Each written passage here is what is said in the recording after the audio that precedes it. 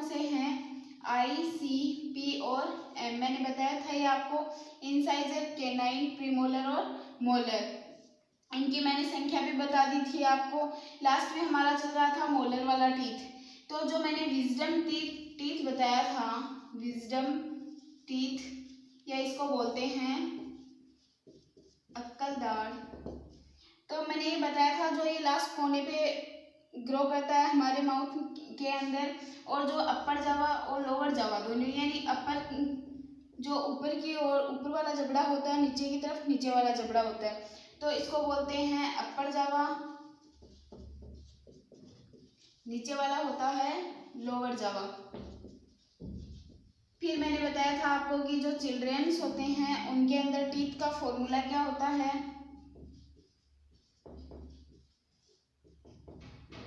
ये। और जो एडल्ट होते हैं, एडल्ट के अंदर क्या बताया था, इनके अंदर टोटल टीथ होते हैं 32 और इनके अंदर होते हैं 20। तो यहाँ तक हमारी बात कंप्लीट हो चुकी थी कि जो टीथ हैं वो कितने टाइप के होते हैं। तो टीथ है वो 4 टाइप के होते हैं, इंसाइजर, कैनाइन, प्रीमोलर और मोलर। फिर एग्जाम में क्वेश्चन पूछ सकता है कि इंसाइजर हैं वो कितने होते हैं, तो बच्चों में पूछे तब आप बता सकते हैं। लेकिन जब बच्चों में पूछे कि जो प्रीमोलर टीथ हैं वो कितने होते हैं, तो यहाँ पर 0 देख लेना। इससे क्या पता चलता है कि जो ये प्रीमोलर टीथ हैं ये बच्चों के अंदर क्या होते हैं, एब्सेंट होते हैं। ठीक है। फिर इसके आगे हमें देखनी है जो टीथ होता है उसकी स्ट्रक्चर, कि जो दांत है वो किससे बना हुआ होता है। मान लो ये हमारा टीथ है, ये वाला, ये नीचे जुड़ा हुआ है, तो नीचे किससे जुड़ा हुआ होता है, ये रूट से, यानी जो रूट पाई जाती है टीथ के नीचे उनसे ये जुड़ा हुआ रहता है जबड़े के अंदर। जो टीथ के ऊपर सबसे वाइट कलर का है, सबसे बाहरी आवरण जो क्राउन होता है इसका, उसको क्या बोलते हैं, इनामेल। क्या बोलते हैं उसको, इनामेल। ठीक है। ये जो इनामेल होता है ये बॉडी का सबसे हार्डेस्ट पार्ट होता है, यानी ये क्वेश्चन आ जाता है एग्जाम में कई बार कि हमारी बॉडी में सबसे हार्डेस्ट पार्ट कौन सा है, तो आप कौन सा बताओगे, इनेमल। ये सबसे हार्ड पार्ट है और ये दांत के सबसे बाहर की ओर पाया जाता है। ठीक है। और ये दांत है वो किससे बना हुआ होता है, एक तो बना हुआ होता है कैल्शियम कार्बोनेट और एक होता है कैल्शियम फॉस्फेट। एक तो बना हुआ होता है ये कैल्शियम कार्बोनेट, एक बना हुआ होता है फॉस्फोर, जो फॉस्फेट होता है उसका। तो मेनली एग्जाम में ये दिया हुआ आता है कि जो टीथ है हमारे वो किससे बने हुए होते हैं, तो आप बताओगे कैल्शियम कार्बोनेट से। और जो इनेमल है ये सबसे बाहरी भाग होता है और ये सबसे हार्डेस्ट पार्ट होता है। यदि जो टीथ है इसके अपन इंटरनल स्ट्रक्चर देखें तो ये कुछ इस टाइप से होता है, इस टाइप से। ये यहाँ पर ये होती है नर्व, या इनको क्या बोलते हैं, तंत्रिका। जानते हो आप तंत्रिका क्या होती है, तंत्रिका वह स्ट्रक्चर होती है जो संवेग है उनको एक स्थान से दूसरे स्थान पे लेके जाती है। यानी कोई भी यहाँ मान लो दांतों में दर्द हो रहा है तो ये पता कैसे चलेगा कि दांतों में दर्द हो रहा है, जो नर्व है, जो तंत्रिकाएं हैं, वो संदेश है वो यहाँ से यहाँ तक पहुँच जाएगी कि टीथ में क्या हो रहा है, पेन हो रहा है।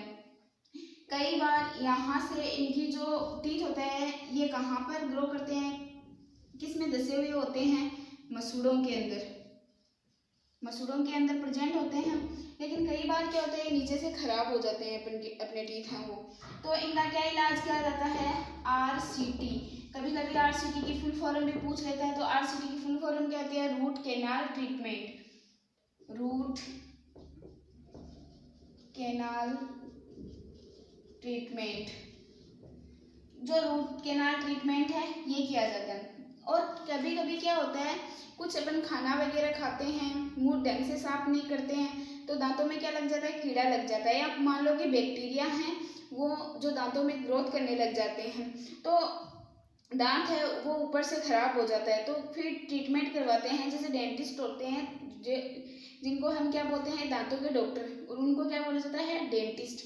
तो अपन डेंटिस्ट के पास जाते हैं और वहाँ पर इसकी रिपेयरिंग करवा कर इसमें कुछ डलवाते हैं। वो जो मटेरियल डलवाते हैं उसका क्या नाम होता है? मरकरी प्लस उसके साथ अदर मेटल, यानी अदर मेटल यानी कुछ भी डाल देते हैं उसके अंदर, जैसे एल्यूमिनियम हो गया, Hg के साथ यदि एल्यूमिनियम डाल दिया या फिर ये मान लो कि चांदी सिल्वर डाल दी, तो उसको क्या बोला जाता है? अमलगम। अमलगम बोला जाता है। यानी जो दांतों की रिपेयर करने के लिए जो इनके अंदर जो मटेरियल डाला जाता है उसको क्या बोला जाता है? अमलगम बोला जाता है। अमलगम है वो किससे बनता है? Hg प्लस अदर मटेरियल, यानी मरकरी प्लस अदर मेटल, यानी जितने भी मेटल हैं, जैसे एल्यूमिनियम ले लिया आपने, सिल्वर ले लिया, तो ये उसमें मिक्स करके दांत में डाला जाता है, तो उसको क्या बोला जाता है? अमलगम। इससे क्या किया जाता है? तो जो दांतों में कीटाणु हैं उनको बाहर निकाल कर ये दांत के अंदर डाल दिया जाता है, फिर ऊपर केप लगा देते हैं जिससे अपने दांत सुरक्षित रहते हैं। जो दांत है कई बार आपने देखे होंगे कि वो पीले पड़ जाते हैं। अब वो पीले क्यों पड़ते हैं? इसका भी एक कारण होता है, क्योंकि हमें फ्लोराइड थोड़ी मात्रा में चाहिए, लेकिन कई बार क्या होता है कि जो पानी है, आपने कहीं कहीं पर देखा होगा कि पानी है वो मोस्टली खारा मिलता है हमको, तो उस पानी में क्या होता है? फ्लोराइड है उसकी मात्रा ज़्यादा होती है, और फ्लोराइड से क्या होता है? जो अपने टीथ हैं ये येलो कलर के हो जाते हैं, हल्के येलो कलर के, और धीरे धीरे क्या हो जाता है? दांत नष्ट होने लग जाते हैं। जैसे ये दांत है तो ये धीरे धीरे क्या है? यहाँ से नष्ट होने लग जाएंगे, और कलर इनका कैसा हो जाएगा? पीला, लाइट येलो कलर होगा। आपने देखा होगा जहाँ पर खारा पानी होता है मोस्टली उनके दांत थोड़े से हल्के पीले कलर के होते हैं। तो इसका एक उपाय है, इस फ्लोराइड वाले पानी से निपटने का इसका क्या उपाय है? इसका यही उपाय है कि जो पानी होता है आप उसको गर्म करके फिर ठंडा करके पीजिए, ताकि जो फ्लोराइड की मात्रा होती है वो कम हो जाए। या फिर अपन जो RO यूज करते हैं जिसके अंदर क्या होता है? रिवर्स ऑस्मोसिस, और जो पानी है उसके अंदर से वो फ्लोराइड को हटा देता है, तो वो पानी हमें यूज करना चाहिए।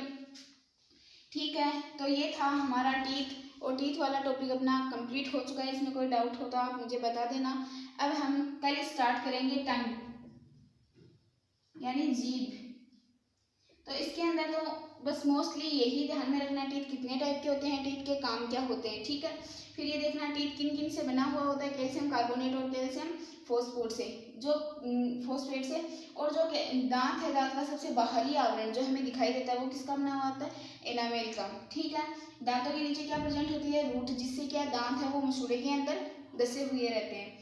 फिर जो दांत के नीचे, दांत के अंदर ये नर्वस लगी हुई होती है, यहाँ पर मैंडिबल भी पाया जाता है। आपने कभी कभी देखा होगा, एक होता है पायरिया रोग। पायरिया में क्या होता है? दांतों से खून आने लग जाता है। एक आपने देखा होगा कि जब आप ब्रश करते हैं तो कभी कभी क्या होता है? दांतों से खून आता है। वो खून किस लिए आता है?